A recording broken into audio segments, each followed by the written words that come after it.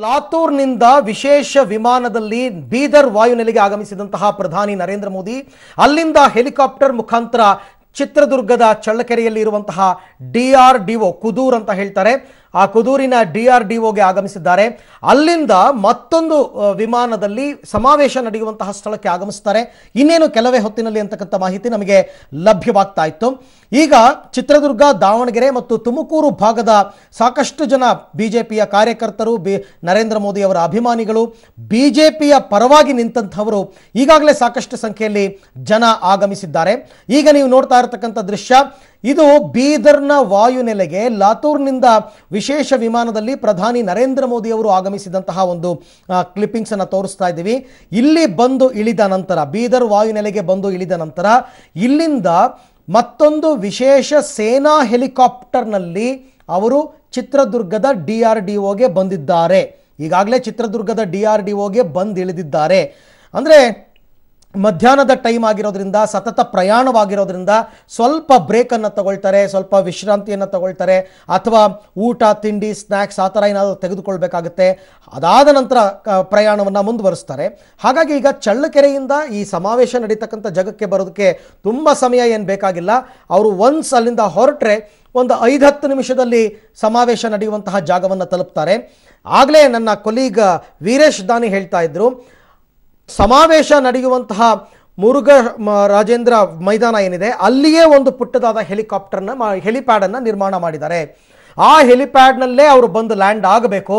ಯಾಕೆ ಅಂತಂದರೆ ಆದಷ್ಟು ಬೈ ರೋಡ್ ಜರ್ನಿಯನ್ನು ಅವಾಯ್ಡ್ ಮಾಡ್ತಾರೆ. Z+ ಸೆಕ್ಯೂರಿಟಿ ಇರೋದ್ರಿಂದ ಅವರಿಗೆ ಬೈ ರೋಡ್ ಜರ್ನಿಯನ್ನು ಅವಾಯ್ಡ್ ಮಾಡ್ತಾರೆ. ಪ್ರಧಾನಮಂತ್ರಿಗಳಿಗೆ ಕೊಡಬೇಕಾದಂತಹ ಗರಿಷ್ಠ ಭದ್ರತೆಯನ್ನು ಕೊಡಲೇಬೇಕಾಗತ್ತೆ. ಹಾಗಾಗಿ ಸಮಾವೇಶ ನಡೆಯುವಂತಹ ಆ ಮೈದಾನದಲ್ಲೇ ಹೆಲಿಪ್ಯಾಡ್ ನಿರ್ಮಾಣ ಮಾಡಿ ಅಲ್ಲಿಂದ ಅವರು ನಡೆದುಕೊಂಡು ವೇದಿಕೆಗೆ ಆಗಮಿಸ್ತಕ್ಕಂಥದ್ದು. ಈ ಹಿಂದೆ ಕೂಡ ಕೆಲವೊಂದು ವಿಧಾನಸಭಾ ಚುನಾವಣೆ ನಡೆದಾಗ ಮೋದಿ ಅವರು ಬಂದಾಗ ಹೀಗೆ ಆಗಿತ್ತು. ಅದೇ ರೀತಿಯಲ್ಲಿ ಈಗಲೂ ಕೂಡ ಅದೇ ರೀತಿಯಲ್ಲಿ ಮಾಡಿಕೊಂಡಿದ್ದಾರೆ. ಬೆಳಿಗ್ಗೆ ಒಂದು ರೀತಿಯಲ್ಲಿ ಕಾಂಗ್ರೆಸ್ ಅವರು ಆಕ್ಷೇಪ ವ್ಯಕ್ತಪಡಿಸಿದರು. ದೇಶದಲ್ಲಿ ನೀತಿ ಸಂಹಿತೆ ಜಾರಿಯಲ್ಲಿ ಇರತಕ್ಕಂಥ ಸಂದರ್ಭದಲ್ಲಿ ಸರ್ಕಾರಿ ಸ್ವಾಮ್ಯದ ಡಿಆರ್ಡಿಒಗೆ ಇವರು ಯಾಕೆ ಬರಬೇಕು ಅಂತನ್ಬಿಟ್ಟು.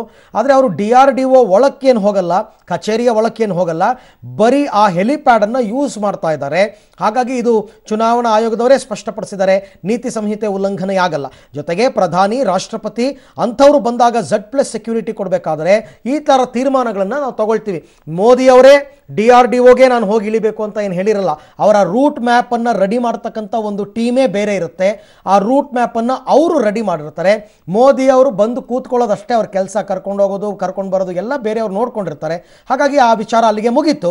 ಈಗ ಇರ್ತಕ್ಕಂಥದ್ದು ನೆರೆದಿರ್ತಕ್ಕಂಥ 1,00,000ಕ್ಕೂ ಹೆಚ್ಚು ಜನರನ್ನು ಉದ್ದೇಶಿಸಿ ಪ್ರಧಾನಿ ನರೇಂದ್ರ ಮೋದಿ ಅವರು ಏನು ಭಾಷಣ ಮಾಡ್ತಾರೆ ಅಂತಕ್ಕಂಥದ್ದು. ಯಾಕೆಂದರೆ ಒಂದು ಅಜೆಂಡಾ ಅಂತಕ್ಕಂಥದ್ದು ಇದ್ದೇ ಇರುತ್ತೆ. ಅವರ ಭಾಷಣದಲ್ಲಿ ಒಂದು ಅಜೆಂಡಾ ಇದ್ದೇ ಇರುತ್ತೆ. ಯಾಕೆಂದರೆ ಹೇಳಿ ಕೇಳಿ ನರೇಂದ್ರ ಮೋದಿ ಅವರ ಭಾಷಣ ಅಂತಂದರೆ ಅದನ್ನು ಕೇಳಿಸಿಕೊಳ್ಳದವರೇ ಇಲ್ಲ, ಅಷ್ಟು ಅದ್ಭುತವಾದ ವಾಗ್ಮಿ ಅವರು. ಸೊ ಈ ಬಾರಿ ಅವರು ಚುನಾವಣಾ ಪ್ರಚಾರಕ್ಕೆ ಅಂತಲೇ ರಾಜ್ಯಕ್ಕೆ ಬಂದಿರೋದ್ರಿಂದ ಅವರು ರಾಜ್ಯದ ಮೈತ್ರಿ ಸರ್ಕಾರದ ಮೇಲೆ ವಾಗ್ದಾಳಿಯನ್ನು ಮಾಡ್ತಾರಾ, ರಾಜ್ಯದಲ್ಲಿ ನಡೆದಿರ್ತಕ್ಕಂಥ ಗೊಂದಲಗಳ ಬಗ್ಗೆ ಮಾತನಾಡ್ತಾರಾ, ಅಥವಾ ಕೇಂದ್ರ ಸರ್ಕಾರದ ಸಾಧನೆಗಳನ್ನೇ ಮುಂದಿಟ್ಟು ಈ ಬಾರಿಯೂ ನಮಗೊಂದು ಅವಕಾಶ ಮಾಡಿ, ಈ ಬಾರಿ ಇಲ್ಲಿನ ಅಭ್ಯರ್ಥಿಗಳಿಗೆ ಆಶೀರ್ವಾದ ಮಾಡಿ ಅಂತ ಹೇಳಿ ಹೋಗ್ತಾರಾ ಗೊತ್ತಿಲ್ಲ.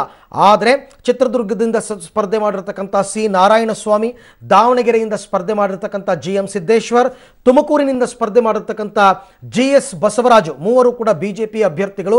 ಇವರ ಪರವಾಗಿ ಮತಯಾಚನೆ ಮಾಡೋದಕ್ಕೆ ಪ್ರಧಾನಿ ನರೇಂದ್ರ ಮೋದಿ ಅವರು ಆಗಮಿಸ್ತಾ ಇದ್ದಾರೆ.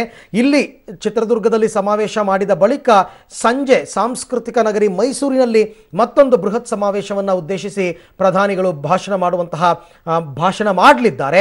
ಹಾಗಾಗಿ ದೋಸ್ತಿ ಪಕ್ಷದ ಮೇಲೆ ಯಾವ ರೀತಿ ಮೋದಿ ಅವರು ಮುಗಿ ಬೀಳ್ತಾರೆ.